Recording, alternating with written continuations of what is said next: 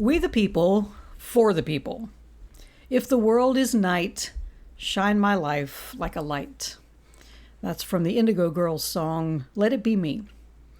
When I first started watching The Handmaid's Tale a few years ago, there was a constant nagging question in the back of my mind. How would the spiritual principles I believe in help me in a society like this? It was around this time that I was becoming a serious student of A Course in Miracles, which turns on the principle that we're all thoughts in the mind of God. Our eternal spirits have manifested in these bodies because we have forgotten that we are all one, all joined in that eternal divine thought of love. Our ticket to awakening is to dedicate ourselves to seeing that spark of the divine in everyone we see, no matter what their behavior may be in our world. Tell that to June as she battles the powers and principalities stacked against her to reunite her family and live in a free world where women are once again in charge of their own bodily autonomy. No one could blame her for any of the actions that she took. Don't let the bastards grind you down, indeed. None of us knows how we might react if we lived in that kind of repressive society. There is, however, a good chance we may find ourselves in some version of Margaret Atwood's dystopia come 2025. So now may be a good time to try to answer that question. How would our spiritual principles help us in a repressive dictatorial society? First, it won't overthrow the dictator, well, not immediately anyway, but it will allow us to live freely in the one world we can control, the one inside. It's the only one we can truly change, and if enough of us pursue a spiritual path of inward revolution, the outward one will follow. The ego, of course, is the bastard that is most eager to grind us down. That's why it will tell us in no uncertain terms that going within during a time of societal upheaval is nothing more than navel-gazing and withdrawal. It is not. It is the most revolutionary thing you can do. Why? Because it's hard work. Hating is easy. Complaining is easy. Vilifying someone you don't like is easy. Making war against those people is easy. Destroying someone is easy. Loving them is hard because it requires you to go within and expel all the hatred, fear, judgment, grievances, and anger from within your own heart. That is arduous and exhausting work. I imagine June's story might not have been as compelling if she had found a way to root out her hatred of Fred Waterford and all those other leaders in Gilead. It does not mean that she would have meekly submitted to their society, but I do believe she would have found a far more constructive and peaceful way to overthrow it. I don't know what that would have looked like in her fictitious reality, but it could look a lot like Germany's peaceful revolution that led to the fall of the Berlin Wall in 1989, or the singing revolution between 1987 and 1991 that led to the independence of Estonia, Latvia, and Lithuania. There are many examples of the success of nonviolent revolutions. Right now, we stand at a crossroads. Will we take the road of hatred and fear, taking up violence as our revolutionary weapon, or will we take the mostly untrodden path of love that leads us to become what we want to see the world become? There's a reason there's a highway to hell and a stairway to heaven. It says a lot about anticipated traffic numbers. If there is a stairway to heaven, it's not like those elegant ones in grand old mansions with gilded barristers. It's kind of like the rickety bridge that Indiana Jones had to cross to retrieve Jesus' Last Supper cup. This inner stairway to heaven is steep. It's fitted with rotting boards and a loose banister. If it were a beautiful spiral staircase, we'd be more tempted by it. But it truly looks like the steps up to the creepy attic where your ego has convinced you that a crazed madman will meet you with a chainsaw. Ascending that staircase is arduous and painful. As you climb, you will do battle with the demons of hatred, fear, anger, greed, revenge, and all the other emotions that make the highway to hell look mighty tempting. Sounds enticing, right? Like Arjuna in the Bhagavad Gita, we may find it much easier to fight the battles outside of ourselves than those within. Going within requires us to realize that the ego, far from being a hated part of ourselves, is really part of our inner family. As such, we are loath to go to battle with it, preferring an uneasy peace. As Krishna tells Arjuna, though, if indulging your ego you should determine I will not fight, you will have to fight anyway, obliged to do so by nature, your own as well as cosmic. In other words, we all have to come to terms with our inner world at some point, either in this lifetime or another. If we have the chance now to make our only aim to awaken to the light that unifies us all, why should we wait? But wait we will, because the outer fight seems easier than the inner one.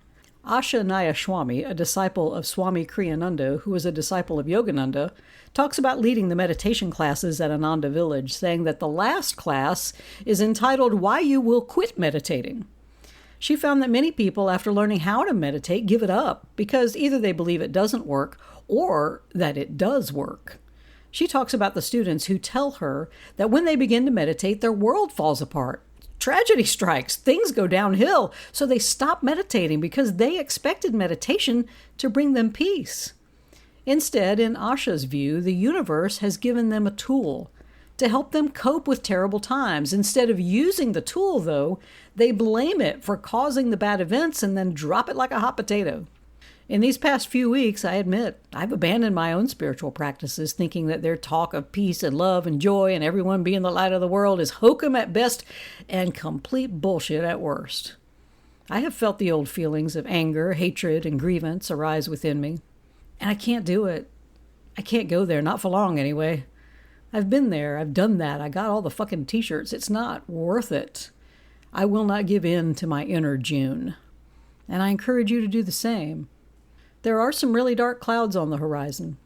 I'm not looking forward to the next few months, but I will not spend them in anger, fear, and hatred. I will spend them using the tools that I have been given to get through them. I will use the tool of meditation to go within and root out the hatred, fear, anger, and grievance that gather to block my way up the stairway to heaven. I will use tools of kindness and compassion to see those around me as divine spirits confused by the ego's delusion that having power over others or defeating some enemy out in the world will ultimately make them happy. I will use the tool of community to seek out like-minded individuals where we can help one another cope with whatever happens and be a source of support and love for one another. I will use the tool of understanding to reach out to those whom I disagree with and genuinely try to see the world through their eyes and search for common ground on which we can both stand and then move forward. I will use the tool of love to lift my heart above this battlefield and seek ways to heal the pain of this world that drives us to tear each other apart and create divides where there should only be bridges. So what does this look like in practical terms? Heather Cox Richardson offered some advice in a Facebook video just after the U.S. Supreme Court ruled that presidents have a certain level of immunity. Now is the time for you to do what you do best, she said.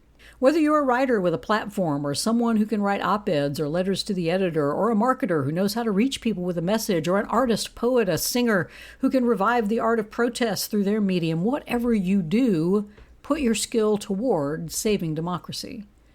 Rachel Maddow, in a recent podcast, also had some wise words encouraging us not to give in to fear or hatred of those who may support a different candidate in this election or a totally different view of the world. She says, quote, "When you see someone as a human being, it is harder to want to kill them.